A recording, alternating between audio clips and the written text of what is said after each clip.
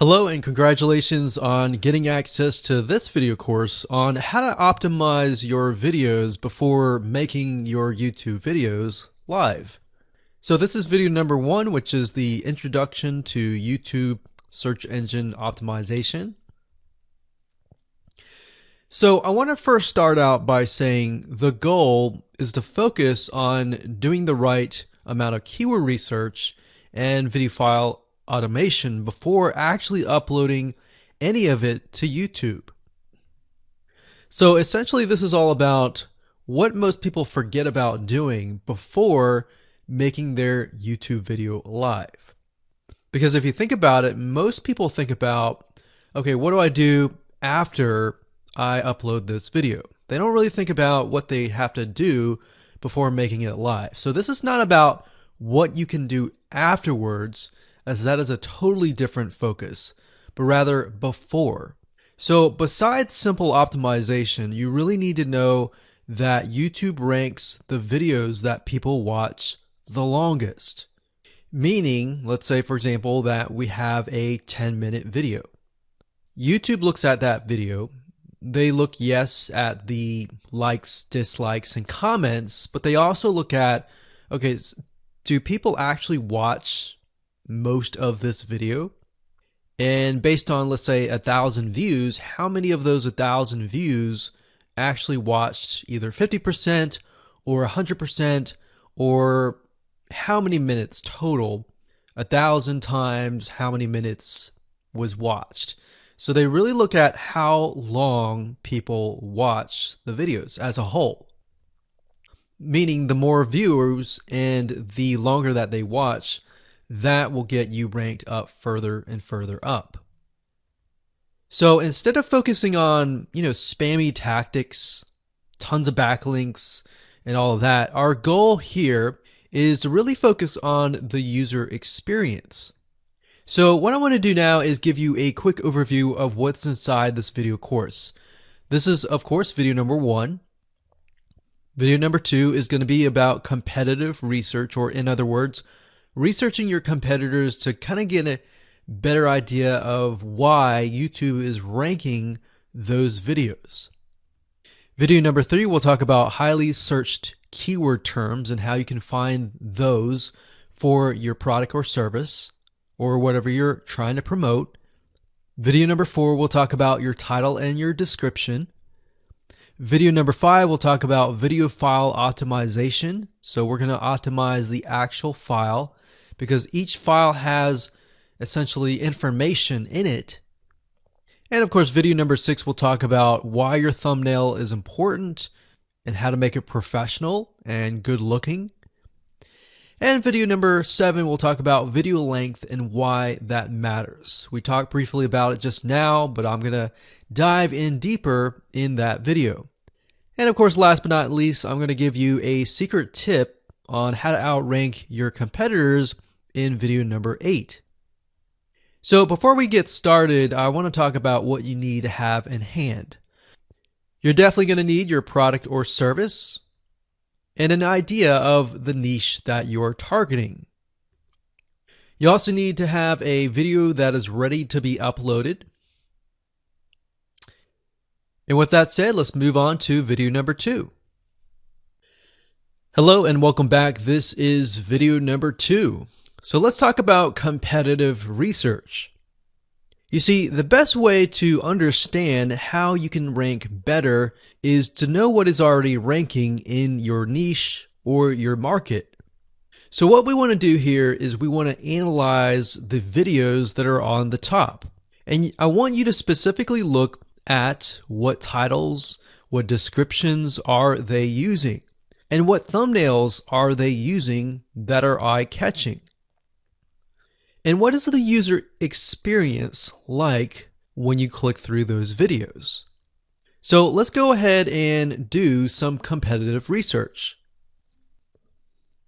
So for the sake of making sure that we find YouTube videos that actually relate to promoting a product, what I want to do now is just to pick a product out of the blue and let's take a look at YouTube.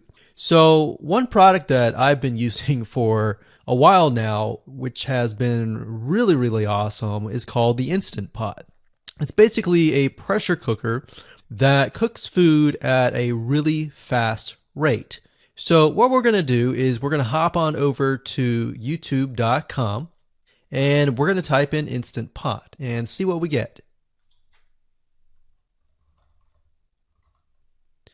So I'm not going to click enter just yet because I'm interested in getting an idea of what kind of potential keywords that we could rank on, or what potential videos that we can create. And we'll talk more about this in the next video. But for now, let's just do some basic keyword brainstorming and then, of course, do some competitive research. So Instant Pot, we got Instant Pot recipes, we got Instant Pot ribs, Instant Pot roast. So let's just click here and see what we get. Now we can see how to use Instant Pot has 316,000 views right here. Instant Pot chicken, top 6 easiest things to cook in your Instant Pot. Perfect for beginners. All right. So let's just take a look at the top 3. So let's go ahead and open those up. And let's analyze them. So the first one is this one here. And let's pause the video. We'll skip the ad. All right.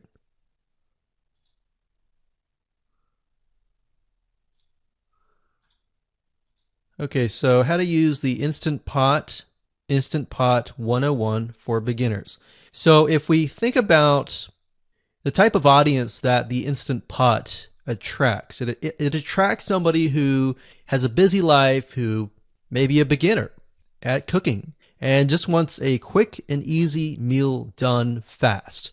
So we can see that. So one thing that I like to do is I like to copy the titles to Notepad.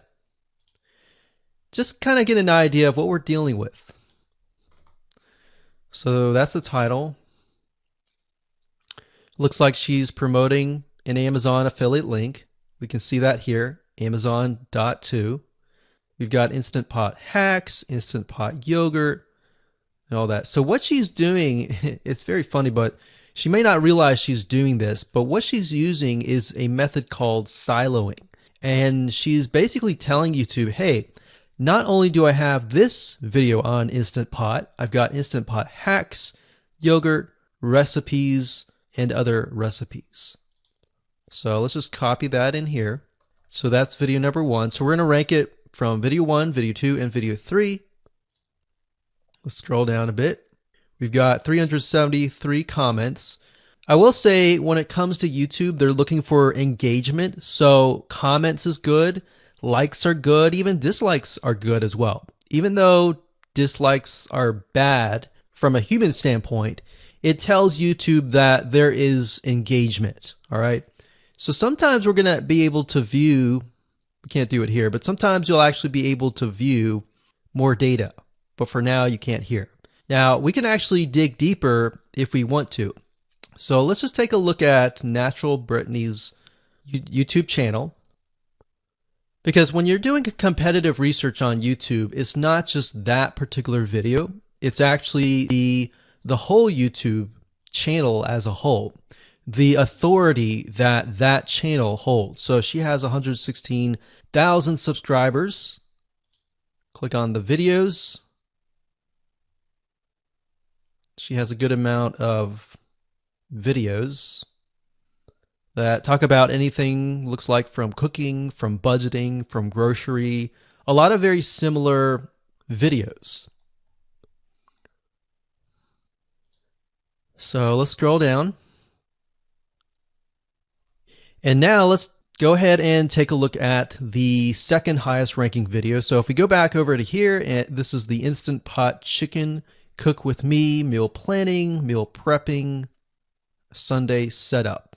So let's go here, take a look.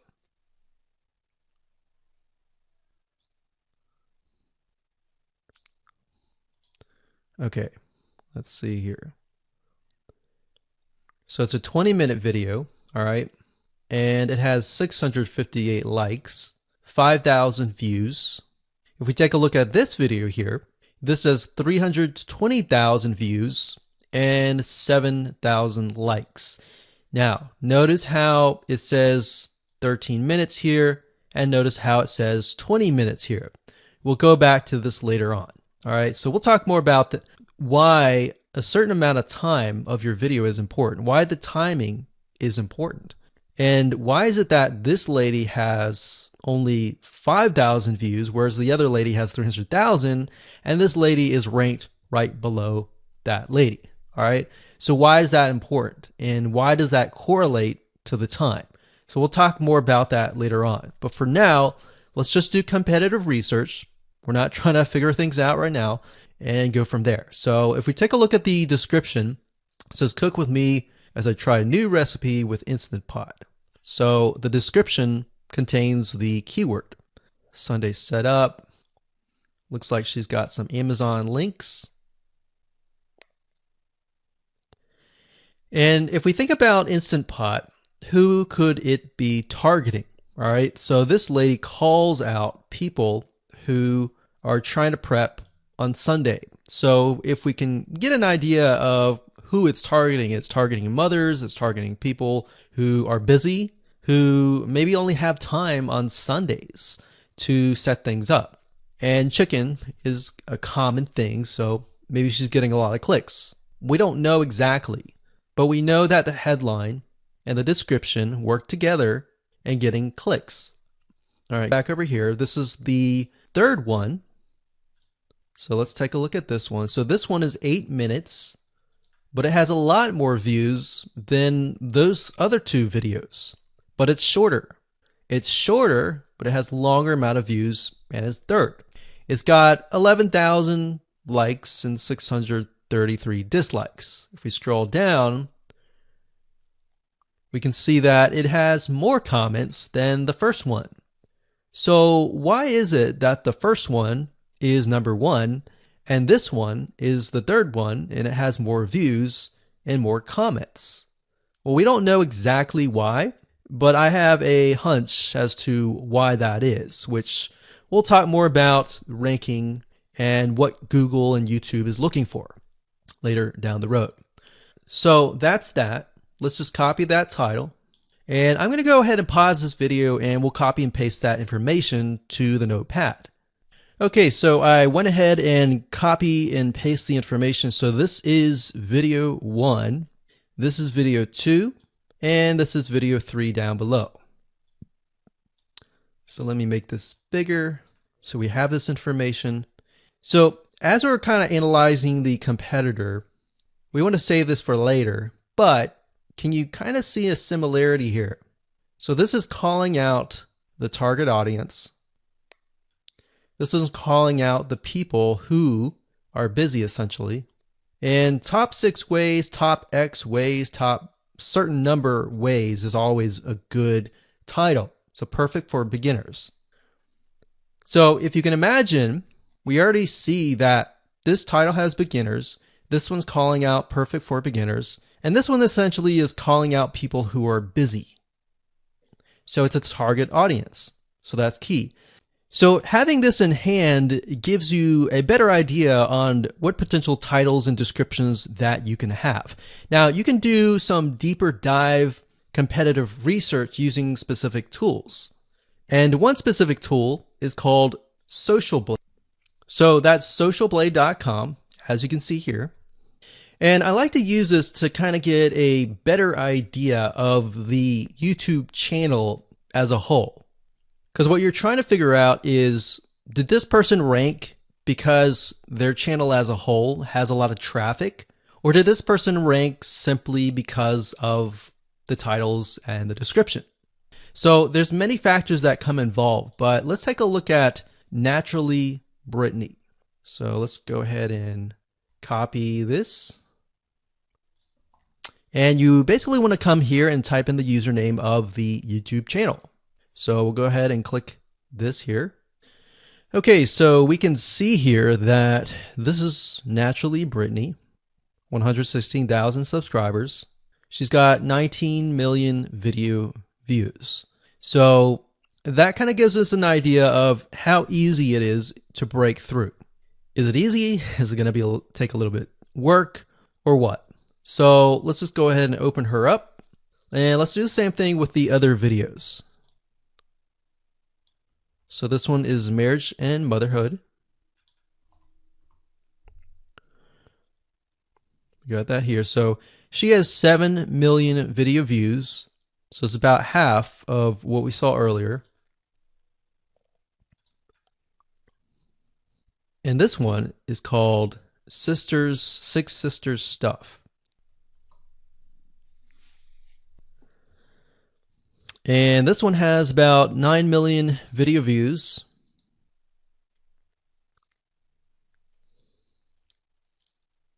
So right off the bat, we can see that if we were to rank on the keyword Instant Pot, it's going to take a lot to break through.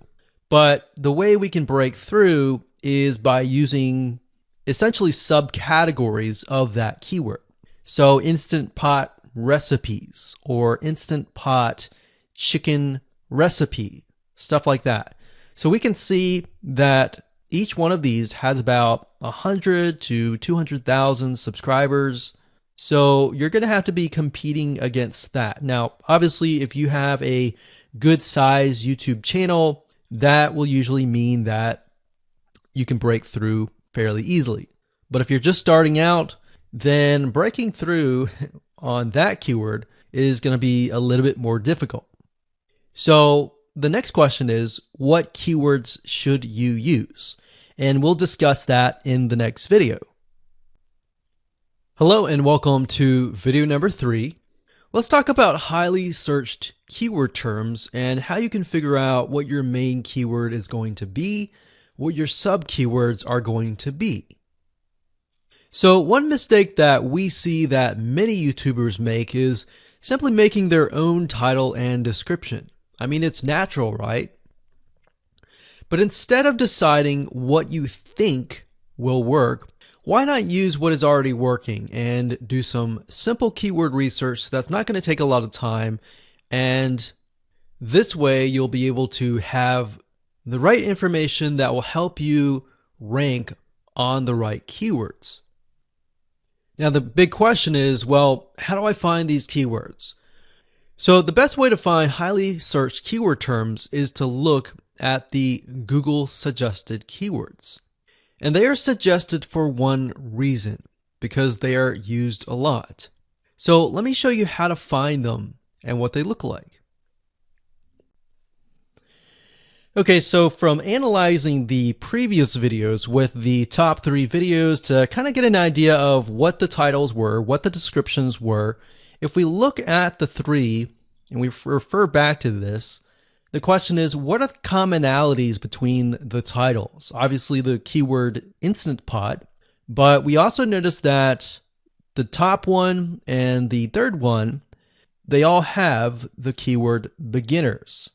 So beginners in Instant Pot. Instant Pot for beginners, all right? So if we go back up here and we go to youtube.com and we type in Instant Pot, what do we get? So when you have a drop down like this is what we call the suggested keywords.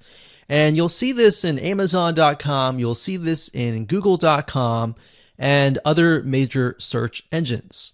And what this is high demand and highly searched keyword terms. So in other words, if a lot of people are searching for these keywords, then they'll show up in the drop down menu. Right? So Instant Pot chicken happens to be a very highly searched term. And take a look at this. This one is related to Instant Pot chicken. So that means there's a lot of people searching for Instant Pot chicken. And that might be why this second video is ranked so high. Let's scroll down and take a look. So as we're scrolling down, I also want you to kind of keep an eye on the thumbnails, because the thumbnails are key. So we got top 6 easiest things to cook in your Instant Pot. And I'll say, as an Instant Pot user, I really didn't know what recipes were out there that would fit the Instant Pot. Because the Instant Pot, the way it cooks is it pressurizes the food, and you need a little bit of liquid inside it to pressurize. So what I was doing is I was looking for recipes that were specifically made for the Instant Pot. So a lot of these people that are coming here, they don't know. They're just looking for recipes. So the 30 Instant Pot recipes gives people an idea. Oh, okay, I've got 30 recipes that I can pick and choose from. So if you scroll down, it says Instant Pot Ultra. All right. So if we go back here, so Instant Pot Chicken is definitely a top one. Instant Pot Spaghetti, how to use an Instant Pot. Instant Pot Cheesecake, Yogurt, Pho, Beef Stew, Whole Chicken, Rice, and Instant Pot Roast. So these are highly searched keywords. Now let's hop over to Google and see what we get. Do we get the same thing? Do we get something different? So if you go to Google and you type in the same thing, Instant Pot, we can see that we've got Instant Pot recipes, Instant Pot chicken. So notice that the chicken and the roast beef or the pot roast seem to appear both in Google and in YouTube. So whenever you see that, that's a good sign, because you got to understand people searching in YouTube are very different than people searching in Google. They don't show the exact same thing. But if they do, that gives you an idea that if you rank on that term, that you will be able to get traffic from Google and YouTube. Okay, so let's go back here. So Instant Pot's chicken. So let's just do a search and see what we get. So another place to find the Google suggested keyword terms is to scroll all the way down to the bottom. So there we go. So Instant Pot recipe. Now these are specifics, all right? These are searches related to Instant Pot. So people are looking to buy Instant Pot Amazon. So let's just type in Instant Pot chicken and see what else we get. So if you notice, when we type Instant Pot chicken, it gives you a more detailed view of the other keywords that are related. So for example, Instant Pot chicken recipes, chicken rice, chicken noodle soup, chicken thighs, chicken bog, chicken breast recipes, chicken wings, and chicken and dumplings. So let's go over here and see what we get. So Instant Pot chicken recipe, wings, noodle, biryani, thighs. So a lot of these are actually appearing that are the same. Okay, so moving on here, we've got Instant Pot chicken. Now let's take a look at what we have here. So what I would do is I would do the same thing, the competitive research.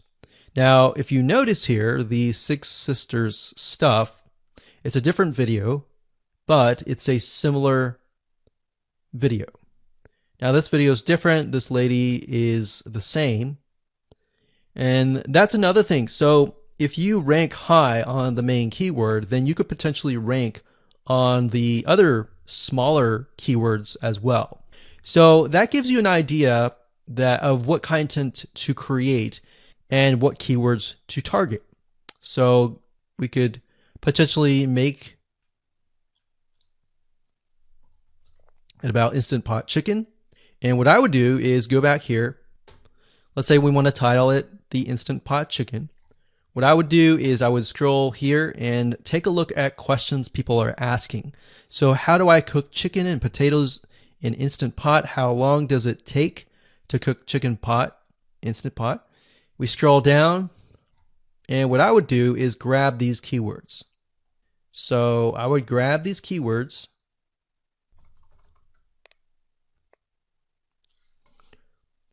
So what we want to do is we want to have a main keyword, and then we want to have sub keywords. So the main keyword here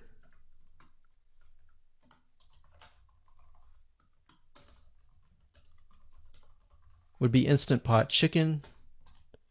And then the other ones would be Instant Pot chicken and potatoes, and all the rest here. So having these in hand will give you a better idea on how to go about creating your titles and your descriptions so that you can target specific keywords, and that you're not like any other YouTuber who is simply making up titles and descriptions just out of your head. So this way you can be strategic and rank effectively.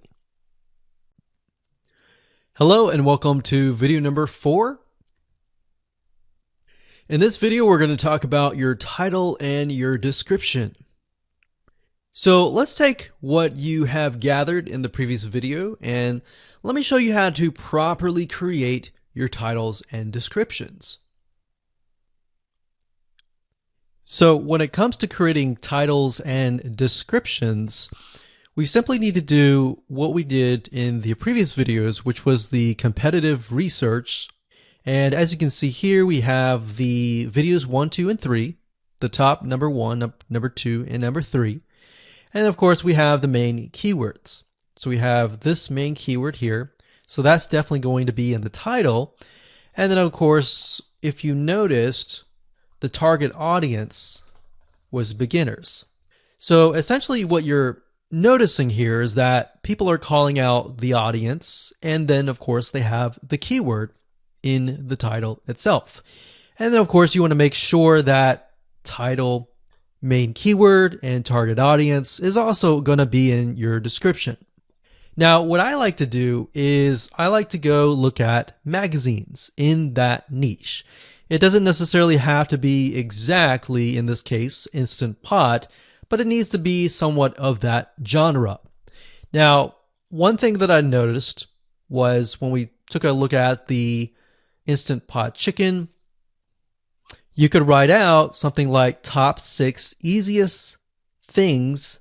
So instead of things, you could say chicken recipes or pot roast recipes to cook in your Instant Pot. Or you could say something like Instant Pot chicken dash top 6 easy recipes, or you could use a number. People like numbers, especially knowing that somebody gets an Instant Pot for the sake of saving time. You could say top 6 easy chicken recipes that take less than 30 minutes. Now obviously that's a little bit long, so let's head on over to Google here. So like I said, I like to use magazines. Magazines do a great job in creating titles. So as you can see here, I typed in Instant Pot magazine, and to the right you'll notice that there's Instant Pot all-time recipes. So let's just go ahead and open that in a brand new window like so. So it looks like we have to pay, but let's just go ahead and click the free sample. So we can see Instant Pot's all-time best recipes. So you could do something like all-time best chicken recipes, or Instant Pot dash all-time best chicken recipes, or all-time best chicken Instant Pot recipes. So obviously here we're not going to copy word for word because that's plagiarism, but we're going to use something different. We're going to tweak it around. What we're looking here is for headlines. So let's go back here. So it says everyday Instant Pot, 115 delicious, family friendly pressure cooker. So we can say everyday Instant Pot, colon, 6 delicious family pressure cook recipes. So everyday Instant Pot chicken, as long as the word Instant Pot chicken is in there. So we got 66 Instant Pot recipes that put your pressure cooker to work. So we could say something like 6 Instant Pot chicken recipes that take less than 15 minutes. And yes, believe it or not, Instant Pot can literally cook something like a pot roast within less than an hour, or sometimes half an hour. Because it's a pressure cooker, it cooks a lot faster. So that's what I like to do, is I like to take a look at magazines. So it doesn't necessarily have to be Instant Pot in this example. It can be another food magazine. So essentially that's how to create the titles. As far as the description goes, if you take a look at what they've written here, the first one that's ranking really well, as you can see here, we've got Instant Pot 101 for beginners. So you'll notice that they are trying to target the keyword Instant Pot 101 for beginners. So they've stated that in the title, and they've also put it in the description. So it says everything you need to know about how to use the Instant Pot in a beginner Instant Pot recipe. So notice that they use the keyword beginner Instant Pot twice. And then, of course, they got Instant Pot hacks, Instant Pot yogurt. And what they're essentially doing here is they're linking to other related videos. Now, Google's smart enough and YouTube's smart enough to have an algorithm to read the description and think, okay, they've got other videos that they've created that are related to Instant Pot. This video must be good, or this channel must have a lot of relevant information. So we're going to rank it a little bit higher because it's going to give people what they want to see. So now we look down here, it says Instant Pot Chicken. So this is the lady who is ranking really high on Instant Pot, but also Instant Pot Chicken. So it says cook with me as I try a new recipe with my Instant Pot. So we can see the keyword Instant Pot here. And as you can see, the description is really written for the user, but it contains the keywords that are necessary. So you don't need to write something like Instant Pot Chicken or something that's just a bunch of garbled information. You want to make sure that the title and the description attract people first and foremost, and then embed the keywords within. So the third one, we got top 6 easiest things to cook in your Instant Pot, perfect for beginners.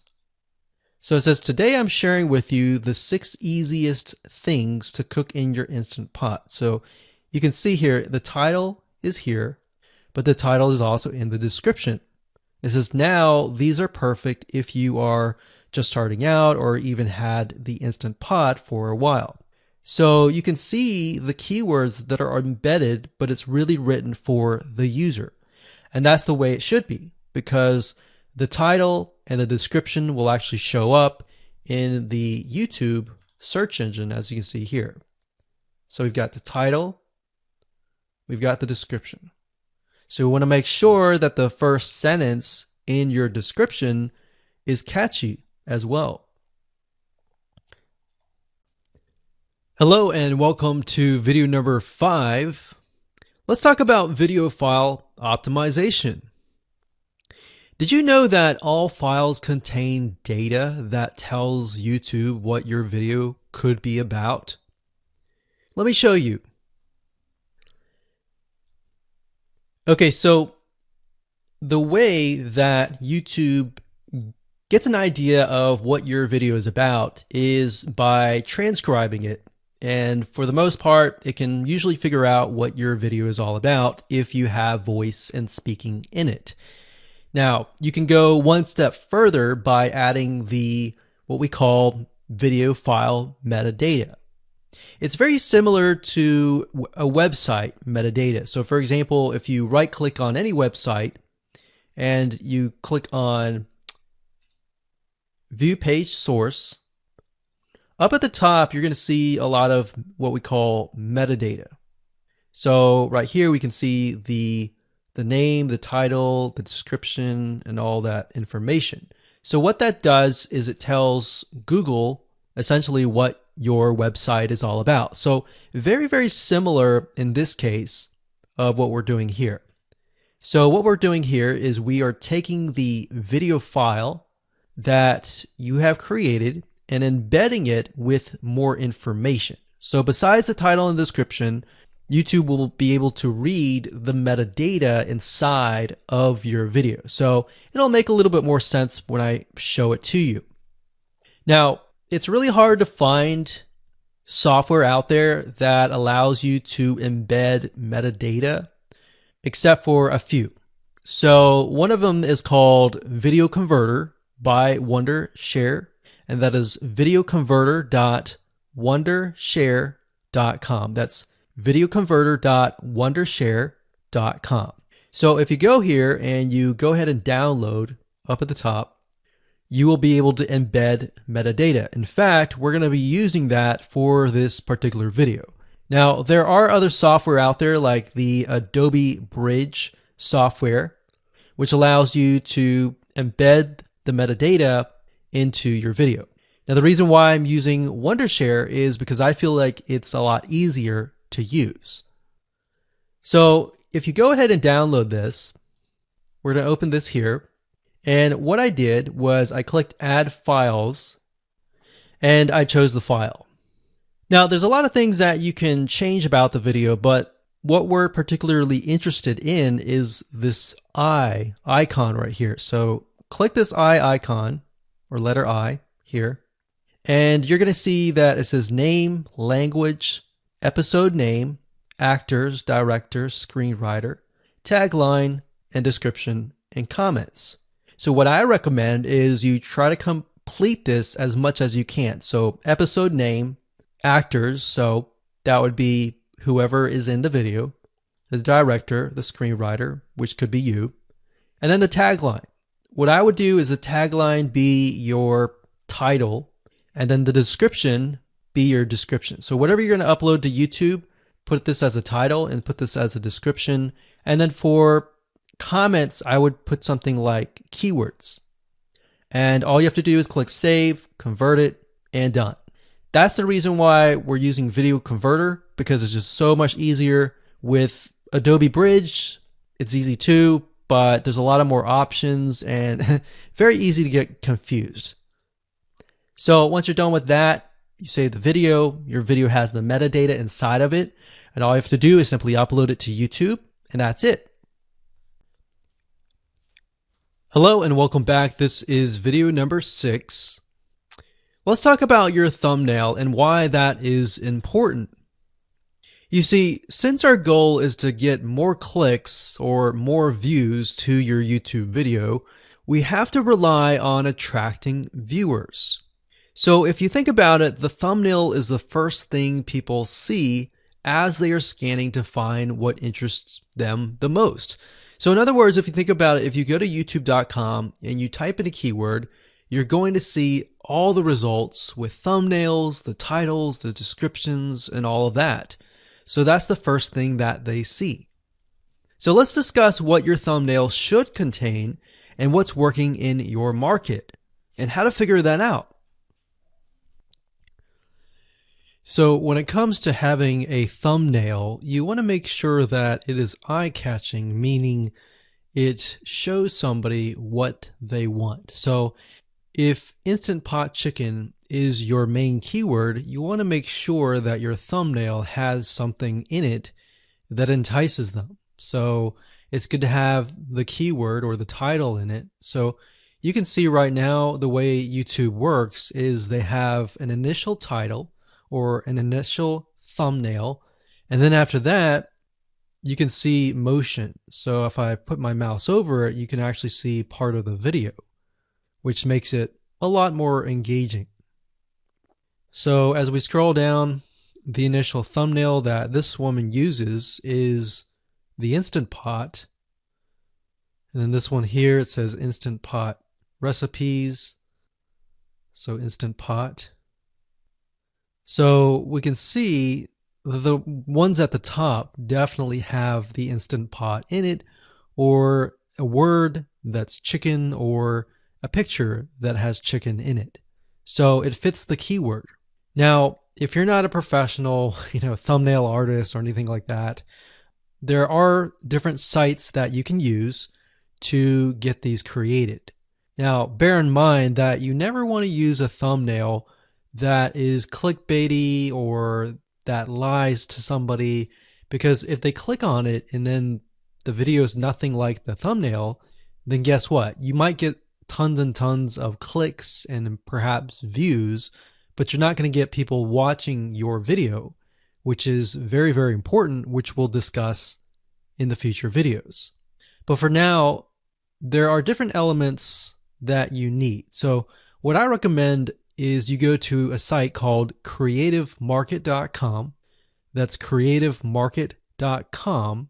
There are other sites like graphicriver.net, but over time we've realized Creative Market has a lot of really good designs. So what we can do here is in the search box, we're going to type in YouTube thumbnail. And we're looking specifically for templates that we can use for the thumbnail. So it says YouTube thumbnail pack. Let's go ahead and open that. There's one here. There are end cards, but that's a little bit different. That basically comes at the very end of your video. So we got urban thumbnails, different types of thumbnails. But the reason why I like Creative Market is buying templates for specifically YouTube thumbnails is going to make your life a lot more easier, especially if you can make it professional. The more professional it looks, the more professional your viewers will click through. So if we click on this, we can kind of get an idea of what we're dealing with.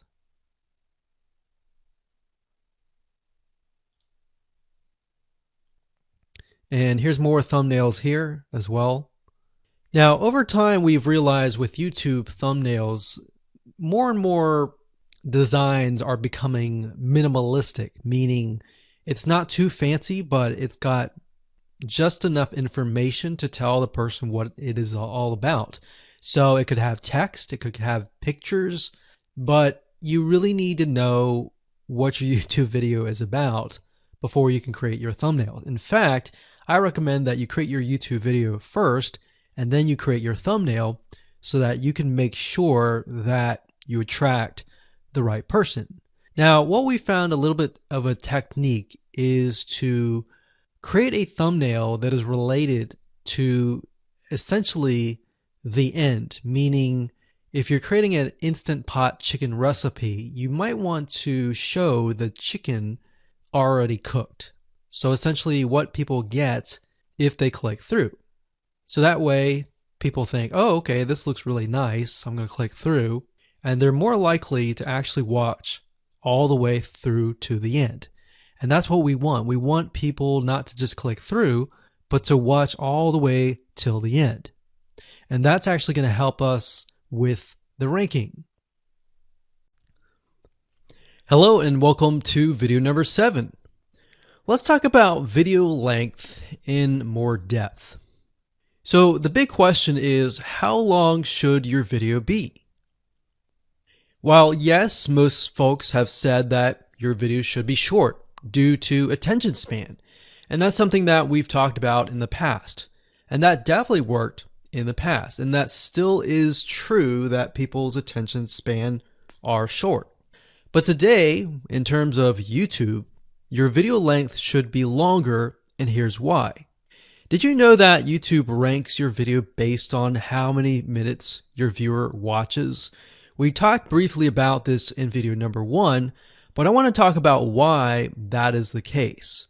Statistically speaking, most people that we have found, based on statistics that we have seen in YouTube, most people watch about 50% of a video.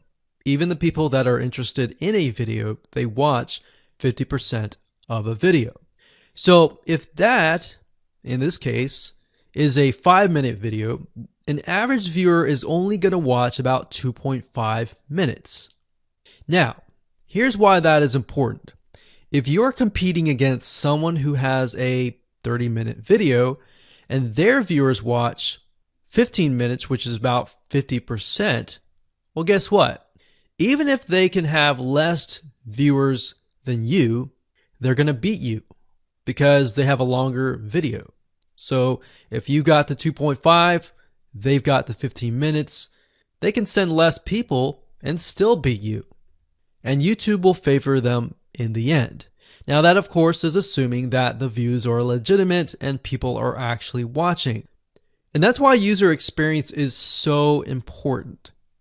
So to give you some real life practical application, let's hop on over to YouTube and I'm going to show you proof that this works. Okay, so let's take what we learned and what we just discussed and apply it to some real life practical application.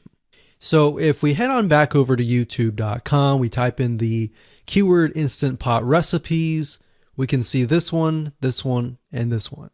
So let's go ahead and open these up. So we got this one, and this one. So that's 1, 2, and 3. The first one has about roughly 8 minutes or 9 minutes. We'll say 9 minutes. The second one has about 27 minutes. And the third one has about 20 minutes. Okay. So essentially the second and third have about double the amount of time. So like we talked about, most people watch about 50% or less, and then they quit. That's the average, right? So if that's the case, this person here, even though they have more views, see that? 800,000 views, even though they have more views, they're competing with somebody with a 30-minute video. Essentially, it's 27 or 28, but close to 30. So if we round that, we'll just say this is 10, this is 30, and this is 20. All right, so let's keep it at even numbers. So if that's the case, there's 4 minutes here, 15 minutes here, and 10 minutes here. So this means that the person with the less amount of minutes, they're going to need a lot more views and a lot more people watching it. So in total, if this person has, obviously this person's number one, but what I'm saying here is because YouTube looks at how many minutes are watched, if this person had 800,000 views and this person had only half of that amount, but had more than double this amount, this person right here would most likely rank higher. So see that? Only 100,000 views, 15 minutes. This one here, 20 minutes, only 6,000 views. So you might ask, well, shouldn't this be maybe number one? Not necessarily. If we really look at it, so we've got 800 times 4 minutes, and that's not going to be exact. I mean, we could even take 500. And this is definitely going to be number one.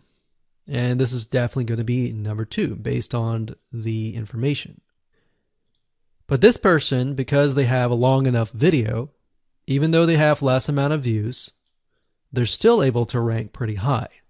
So this is based on one of our YouTube channels, which has over 9 million of minutes watched. And based on that, that's what we've seen.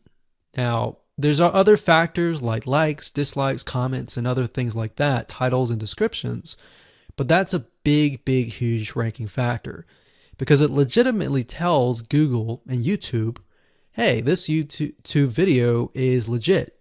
Not only people are clicking on it, they're actually viewing it. And they're viewing at least about 50% on average. So that's why the video length is important. Now, you don't want to make a long video just to make a long video. You want to make a video that has really good content. And that's the goal. It's not based on spammy backlinks or anything like that. It's based on providing real value. Hello and welcome to video number 8. So just want to say congratulations on reaching the end of this video course. We're going to talk about a secret tip that you can use to outrank your competitors. So we briefly talked about why having a longer video was important, right? So one secret tip that we can give you is that what we have found that works is the following. Longer videos in the sense of live streams, which means you get on YouTube and you talk to people live. You have webinar replays and videos where people expect them to be longer. So in other words, people are expecting these to be longer. If you make a normal video that people expect to be 5 minutes and you make it an hour, then you're not really going to hit that 50%. But when you have a live stream or a webinar replay, usually people typically expect it to be at least 1 hour. So because people expect it to be 1 hour or longer, they expect to take time out of their busy schedule to actually watch your longer video. And what we found is these work really well compared to the average video. So let's discuss what you need to do in terms of software or even web applications that you need to create live streams and webinar replays. So in order to create a YouTube live stream, you're going to need to have a broadcasting software. There are many. You can go to YouTube and type in live stream, how to set it up, and there's a lot of videos on that. But this is one particular one that we have used and that has worked really, really well for us. It's called Open Broadcaster Software, and it's free, best of all. And that is located at obsproject.com. So as you can see here, there is versions for Windows, Mac, and Linux. So it's simply as easy as downloading and you can start streaming. So the reason why you need this software is basically what it does is it connects to the YouTube live stream system, and when you're ready, you click record and you're good to go. Now, I'm not going to go in depth on how to use this product just simply because there are so many different options and so many different ways of using it. Now, like I said, the tip is when outranking your competitors to have longer views. This is good for kind of a face-to-face talking head type long video. Now, if you want to use a camera, you can do that. If you want to do something like screen capture, meaning you're going to show your screen, then you're going to want to use something like GoToWebinar. And you can go to gotomeeting.com/webinar to do that. Another tool that we have used, which as of now, it is free, and who knows, it could change. So GoToWebinar does cost money, but it's a nice way to kind of engage with people.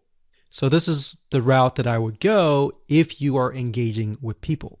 If you're not engaging with people and you're simply doing screen capture, there is a tool called Use Loom. Let me show it to you. So useloom.com.